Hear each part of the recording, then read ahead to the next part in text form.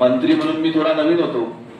माझी अशी इच्छा होती की मंत्रालयात गेल्यानंतर काही पहिले बेसिक गोष्टी समजून घ्यायच्या आणि त्याच्यानंतरच आपल्या सर्वांसोबत भेट घ्यायची.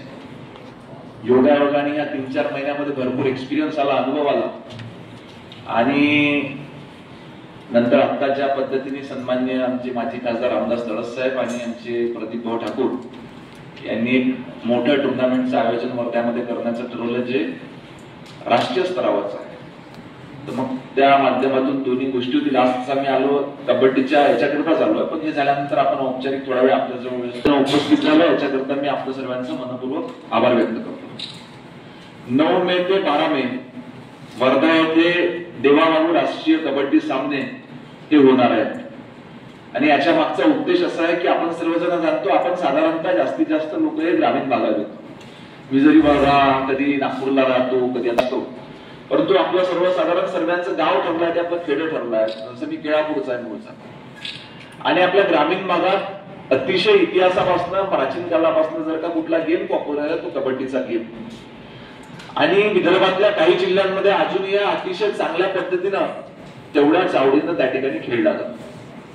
परंतु नेहमी फक्त मोठ्या गेमला प्रोत्साहन किंवा शहरी भागामध्ये खेळला जाणार गेम करता आपण त्याचं पालकत्व घ्यायचं किंवा स्पॉन्सर मोठ्या प्रमाणात मिळतात. अशा वेळेस आपला हा ग्रामीण भागातला खेळ दिवसांनी केलं पाहिजे की त्यांनी प्रो कबड्डी सामन्यात आपल्या महाराष्ट्रातल्या देशातले युवक याच्यामध्ये सहभागी झाले. हा खेळ एक तर मैदानी खेळ आहे, ज्या ठिकाणी खेळला जातो. नंतर अतिशय चपळपणा याच्यामध्ये त्या ठिकाणी सिद्ध करावा लागते, शरीराचा देखील कसब त्या ठिकाणी लागतो.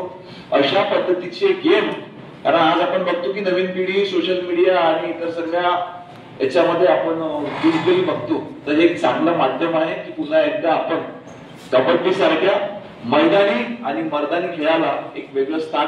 तर सन्मान्य रामदासजी तडस आणि या फेडरेशनचे सचिव, विदर्भाचे सचिव सन्मान्य प्रदीप सिंग ठाकूर यांनी पुढाकार घेतला. हे सर्व व्यवस्थित राहावं म्हणून वर्धा जिल्ह्याचा पालकमंत्री म्हणून त्यांनी माझ्याकडे अप्रोच. त्या ठिकाणी आवडलं की आपण या गेम मध्ये शक्य होणारी मदत त्या ठिकाणी केलं पाहिजे, सर्वांसोबत समन्वय साधला पाहिजे. आपल्या सर्वांना एकच विनंती आहे की जो उद्देश आमचा आहे की या ठिकाणी जास्तीत जास्त खेळाडू त्या ठिकाणी, म्हणजे या ठिकाणी खेळण्याकरता खेळाडू तर हे वेगवेगळ्या राज्याच्या टीम्स येणार आहेत, पण चांगल्या पद्धतीचे सामने होऊन त्यापासून ऊर्जा घेऊन, बोध घेऊन आमच्या वर्धा जिल्ह्यामध्ये आणि नंतर त्यांच्या माध्यमातून वेगवेगळ्या ठिकाणी हा गेम पुन्हा एकदा लोप पावत चाललेला गेम पुन्हा एकदा चांगल्या पद्धतीनं आपल्या जिल्ह्यात, राज्यात आणि देशामध्ये याची नवीन याला सुरुवात व्हावी, हा असा आमचा सर्वांचा प्रयत्न आहे. त्याच्यामध्ये आपण सर्वांनी सहकार्य करावी अशी आपल्या सर्वांना विनंती आहे.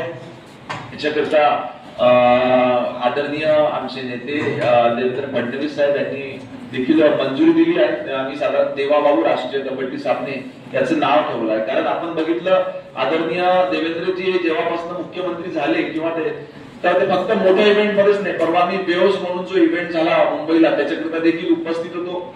दावोस मध्ये अनेक झाले, फक्त मोठ्या क्षेत्रातच नाही तर ग्रामीण भागात देखील ज्या युवकांची नाळ जोडलेली आहे याच्यामध्ये देखील ते त्या ठिकाणी रस दाखवत असतात, इंटरेस्ट दाखवत असतात.